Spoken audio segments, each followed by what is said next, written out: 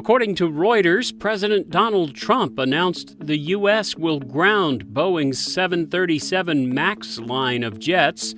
Following a second fatal crash in 5 months, the United States has joined other nations by suspending flights of the 737 MAX 8 and 9. Across Europe, Africa, and Asia, national regulators have grounded the aircraft due to safety concerns following a pair of fatal crashes.